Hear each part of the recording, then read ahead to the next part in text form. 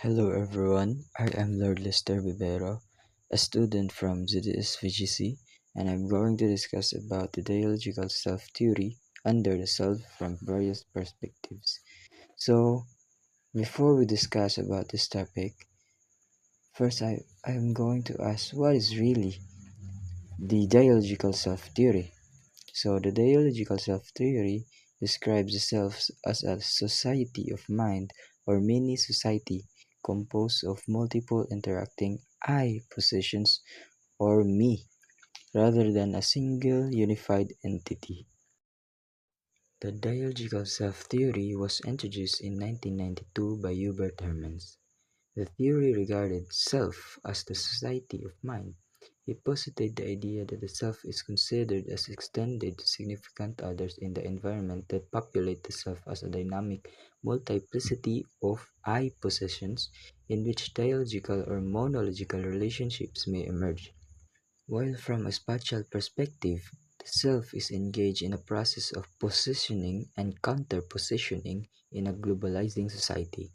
From a temporal point of view, the self is part of a process of positioning and repositioning in collective history and personal development. So, internal versus external. An internal I position refers to how one functions in himself or herself, while an external I position refers to how one identifies himself or herself based on particular external factors. For example, internal I as empathic, I as diligent. External I as brother, I as a part of an organization. So internal means explaining the character of a person, and external means the role of the person. So this is very important because having an ability to recognize and articulate various eye positions contributes to a functional and coherent self-concept. So it can help determine a person's ability and a character role. Dialogue between positions. Need for dialogue. For a dialogical self, it's essential that different positions engage in conversation, fostering awareness of diverse aspects of identity. Consequences of silence. Suppression of I possession leads to a monologic self lacking the richness of multiple perspectives. Next, recognition of differences. Acceptance of differing positions is key to achieving a dialogical self, promoting a more nuanced identity. So this is very important for us to know because these can guide us to understand people role in everyday life. So next, cultural influences. First, cultural voices.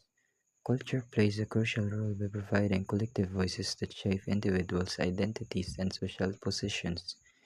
Next, dialogical relationships. Individuals navigate varying cultural influences, fostering dialogue with other voices and perspectives. Next, historically situated selves.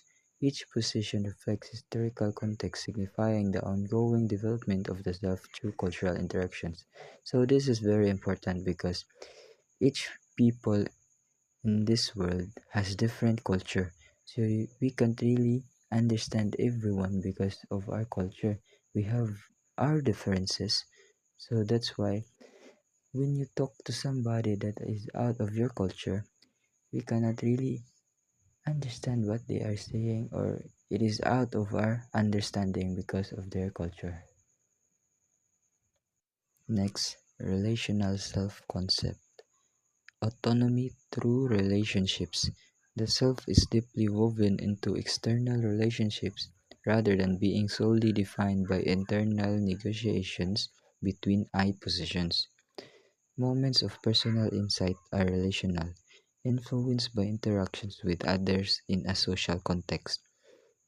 So, intersection of time and space, the relational self is positioned at the intersection of past experiences and future possibilities, creating a dynamic sense of identity. The dialogical self as a co-created. The concept of the dialogical self emphasizes identity formation through social interaction and relational dynamics. It highlights how internal dialogues are influenced by external factors, showcasing the collaborative nature of self-development among diverse systems. Social co-creation. The self's development occurs within a social context, emphasizing the collaborative nature of identity formation. Second, internal and external dynamics. Internal dialogues are influenced by external interactions, creating a continuous loop of relational influence. Multiple influence. The self is shaped by various systems, from personal relationships to larger community engagements. And lastly, understanding the dialogical self. Complexity of self. The dialogical self is a complex, narratively structured entity reflecting diverse interactions and voices within societies. Second, implications for understanding identity.